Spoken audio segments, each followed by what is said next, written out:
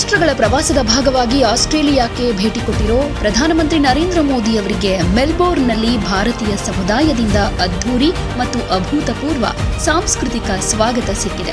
ಆಸ್ಟ್ರೇಲಿಯಾದ ಕೊರೆಯೋ ಚಳಿಯನ್ನು ಲೆಕ್ಕಿಸದೆ ನೂರಾರು ಅನಿವಾಸಿ ಭಾರತೀಯರು ಭಾರತ ಮತ್ತು ಆಸ್ಟ್ರೇಲಿಯಾದ ಸಾಂಪ್ರದಾಯಿಕ ಕಲಾ ಪ್ರಕಾರಗಳ ಸಮ್ಮಿಲನದೊಂದಿಗೆ ಪ್ರಧಾನಿ ಮೋದಿಯವರನ್ನ ಬರಮಾಡಿಕೊಂಡರು. ಮೆಲ್ಬೋರ್ನ್ನಲ್ಲಿ ಆಸ್ಟ್ರೇಲಿಯಾ ಇಂಡಿಯಾ ಆರ್ಕೆಸ್ಟ್ರಾ ತಂಡದ 10 ಕಲಾವಿದರು ಸಂಗೀತ ನಿರ್ದೇಶಕ AR ರೆಹಮಾನ್ ಅವರ ಪ್ರಸಿದ್ಧ ದೇಶಭಕ್ತಿ ಗೀತೆ ಮಾ ತುಜೆ ಸಲಾಂ ಅನ್ನ ಅದ್ಭುತವಾಗಿ ಪ್ರಸ್ತುತಪಡಿಸಿದರು. ಈ ಪ್ರದರ್ಶನವನ್ನ ಸೋಷಿಯಲ್ ಮೀಡಿಯಾದಲ್ಲಿ ಶೇರ್ ಮಾಡಿಕೊಂಡಿರೋ ಪ್ರಧಾನಿ ಮೋದಿ, ಇದು ವಂದೇ ಮಾತರಂ ಗೀತೆಯ ಜಾಗತಿಕ ಜನಪ್ರಿಯತೆ ಮತ್ತು ಭಾರತ ಆಸ್ಟ್ರೇಲಿಯಾ ನಡುವಿನ ಆಪ್ತ ಬಾಂಧವ್ಯಕ್ಕೆ ಸಾಕ್ಷಿ ಅಂತ ಶ್ಲಾಘಿಸಿದ್ದಾರೆ. ಹಾಗೆ ವಂದೇ ಮಾತರಂ ಗೀತೆಯ 150ನೇ ವರ್ಷಾಚರಣೆಯ ಸಂದರ್ಭದಲ್ಲೇ ಅದರ ಜಾಗತಿಕ ಜನಪ್ರಿಯತೆಯನ್ನ ಈ ಕಾರ್ಯಕ್ರಮ ಮತ್ತೊಮ್ಮೆ ಎತ್ತಿ ತೋರಿಸಿದೆ ಅಂತ ಹೇಳಿಕೊಂಡಿದ್ದಾರೆ. ಕಾರ್ಯಕ್ರಮದ ಪ್ರಮುಖ ಆಕರ್ಷಣೆಯಾಗಿ ಆಸ್ಟ್ರೇಲಿಯಾದ ಮೂಲ ನಿವಾಸಿಗಳ ಸಾಂಪ್ರದಾಯಿಕ ಸುಶಿರ ವಾದ್ಯವಾದ ಡಿಡ್ಜೆರಿಡು ಮತ್ತು ಭಾರತದ ಹೆಮ್ಮೆಯ ತಬಲಾ ವಾದ್ಯಗಳ ಜುಗಲ್ಬಂದಿ ಕೂಡ ಇತ್ತು. ಕಲಾಕಾರ ರಾನ್ ಮುರ್ರೆ ಮತ್ತು ತಬಲಾ ವಾದಕ ಡಾಕ್ಟರ್ ಸ್ಯಾಮ್ ಇವಾನ್ಸ್ ಅವರ ಈ ಜುಗಲ್ಬಂದಿ ಉಭಯ ದೇಶಗಳ ಸಾಂಸ್ಕೃತಿಕ ಸ್ನೇಹದ ಸಂಕೇತವಾಗಿ ಮೂಡಿಬಂತು.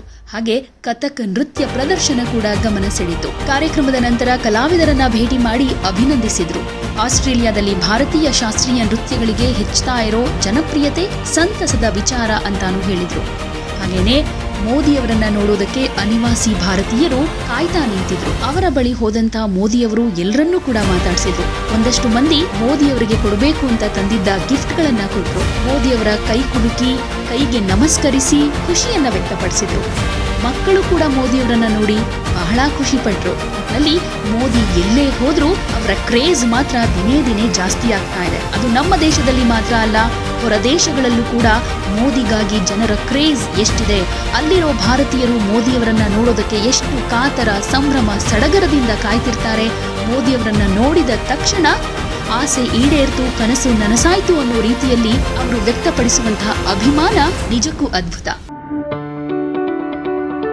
ಯಾವುದೇ ಸುದ್ದಿಯ ಅಪ್ಡೇಟ್ ಅನ್ನ ಮಿಸ್ ಮಾಡ್ಕೊಳ್ಬಾರ್ದು ಅಂದ್ರೆ ಈಗ್ಲೇ ಒನ್ ಇಂಡಿಯಾವನ್ನ ಸಬ್ಸ್ಕ್ರೈಬ್ ಮಾಡಿ. ನಿಮಗೆ ಬೇಕಾದ ಭಾಷೆಯಲ್ಲಿ ಎಲ್ಲಾ ಸುದ್ದಿ ತಿಳಿಬೇಕು ಅಂದ್ರೆ ಒನ್ ಇಂಡಿಯಾ ಆಪ್ ಅನ್ನ ಡೌನ್ಲೋಡ್ ಮಾಡ್ಕೊಳ್ಳಿ.